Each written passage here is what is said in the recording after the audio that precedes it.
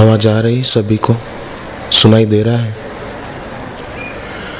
भगवान कृष्ण ने 8वें अध्याय के 24वें श्लोक में और 25वें श्लोक में ये दो मार्ग बताए हैं।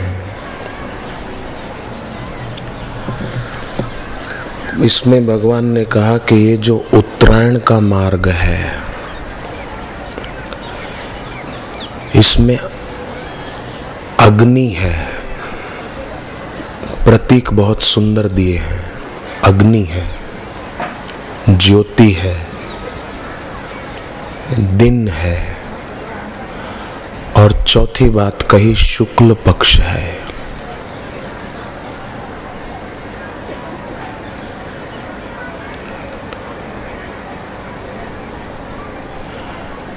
जो इस मार्ग पर चलते हैं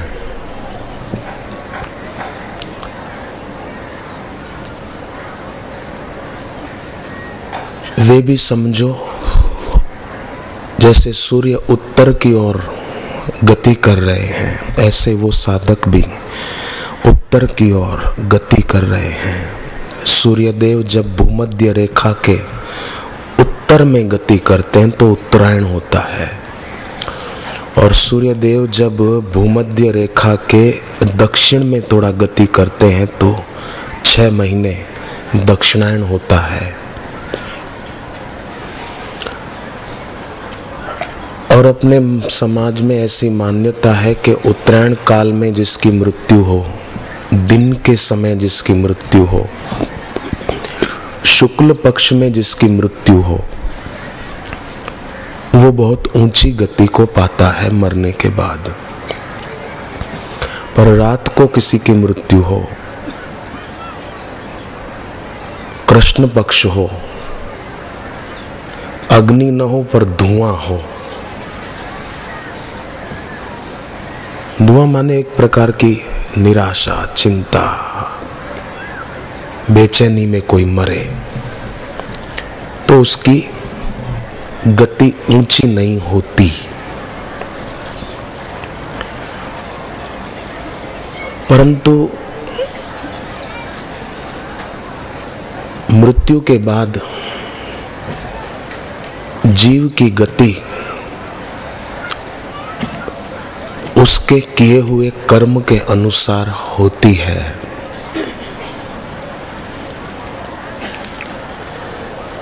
जिसके जीवन में नश्वर के प्रति महत्व बुद्धि ज्यादा है,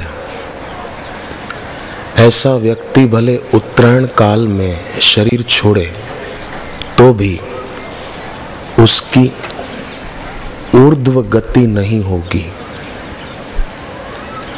और कोई भक्त है, सत्संग सुनता है, गुरु मंत्र लिया है, जप करता है, सत्कर्म करता है, उसके शरीर की मृत्यु अगर दक्षिणायन काल में भी हो तो भी उसकी ऊंची गति होगी, क्योंकि उसके जीवन में सत्संग गुरु मंत्र है।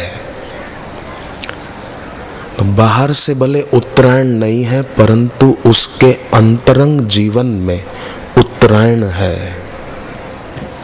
इसलिए वो भले बाहर से दक्षिणायन काल में शरीर छोड़े तो भी उसकी बड़ी ऊंची गति होगी। रही बात भीष्म पितामह की, कि भीष्म पितामह इतने त्यागी, तपस्वी, ब्रह्मचारी और ज्ञानी थे, फिर भी उन्होंने उत्तरायण का इंतजार क्यों किया शरीर छोड़ने के लिए? तीर लगे थे उनको, इतनी पीड़ा हो रही थी, फिर भी उन्होंने शरीर क्यों नहीं छोड़ा? उत्तरायण का इंतजार क्यों किया आज के दिन का? इसलिए किया कि भीष्म पितामह को भगवान के धाम में नहीं जाना था। वो देवता थे, उनको अपने देवलोक में जाना था शरीर छोड़कर, क्योंकि श्राप मिला था मृत्यु लोक में शरीर पाने का। देवता से वो मनुष्य बने थे। इसीलिए जब उनको तीर लगे तो धरती पर दक्षिणायन काल था, जब यहाँ दक्षिणायन काल होता है न तो देवताओं की रात होती है, और जब यहाँ उत्तरायण काल होता है तो देवताओं की प्रभात होती है।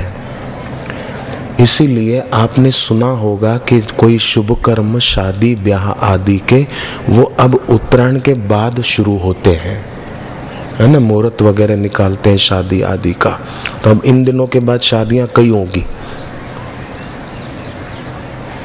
देवताओं की प्रभात हुई, बाकी देवताओं का रात्रि काल था। तो जब भीष्म जी को तीर लगे तो देवलोक में रात्रि थी, तो उन्होंने सोचा रात को वहां जाऊं तो द्वार बंद मिलेगा, इसलिए मैं यहीं इंतजार करता हूं वहां सुबह होने का, और यहाँ मैं इंतजार करूँगा तो मुझे श्री कृष्ण का सानिध्य मिलेगा, उनका दर्शन का लाभ मिलेगा, और पांडवों को भी सत्संग सुनने को मिल जाएगा। इस हेतु से उन्होंने इंतजार किया कि वहाँ सुबह हो जाए फिर मैं जाऊँ, नहीं तो वहाँ खड़ा रहना पड़ेगा। ये उद्देश्य था। परंतु भक्त, कोई साधक, कोई सत्संगी, वो कोई देवता के लोक से नहीं आए हैं। देवता से भी ऊंचा जीवन जिया जा सकता है अगर साधक अपने अंतरंग जीवन में उत्तरायण की शुरुआत करे तो। पर बहुत मैंने देखा है लोग, कई बेचारे, सब नहीं पर कई होते हैं कि जीवन में उत्तरायण शुरू नहीं हो पाता, राग द्वेष बहुत होता है।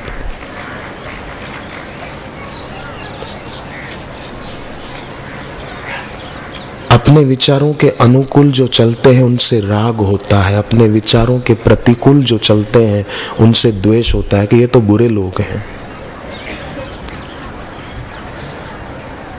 तो वासुदेव सर्वम ये कहाँ हो पाएगा, फिर उत्तरायण नहीं हो पाएगा। आप एक बात सोचें कि कोई व्यक्ति यात्रा कर रहा है, उसके पास बहुत सारे रुपए हैं, और वो व्यक्ति रास्ता भटक गया। अब उसको दो व्यक्ति मिल गए कि चलो हम तुमको रास्ता दिखा देते हैं। अब इसको रास्ता दिखाने वाले जो दो लोग हैं वो लुटेरे हैं। तो अब सोचना ये कि लुटेरों के मार्गदर्शन में कोई चलेगा तो मंजिल तक कैसे पहुंचेगा, और उसके पास जो संपत्ति है वो संपत्ति कैसे बचेगी, वो नष्ट हो जाएगी। तो राग और द्वेष ये खतरनाक लुटेरे हैं। इनसे प्रेरित होकर जो चलता रहा वो अपने श्वासों की पूंजी भी गंवा बैठेगा और मंजिल तक नहीं पहुंच पाएगा, माने परमात्मा साक्षात्कार तक उसकी गति नहीं होगी, श्वासों का खजाना उसका खत्म हो जाएगा। इसीलिए भगवान ने गीता में कहा कि इन लुटेरों के कहने में मत चलना, अपने सदगुरु के कहने में चलना। ये गीता में है, 3 अध्याय में बात है। ये लुटेरे हैं, इनका कहना मत मानो। ये अनुकूलता में राग कराते हैं, प्रतिकूलता में द्वेष करा देते हैं कि अरे नहीं नहीं ये अच्छा नहीं, ये ऐसा नहीं। अपने अनुकूल चलने वालों से राग करते हैं, अपने प्रतिकूल चलने वालों से नफरत करा देते हैं। सुख में राग कराते हैं, दुख से द्वेष कराते हैं।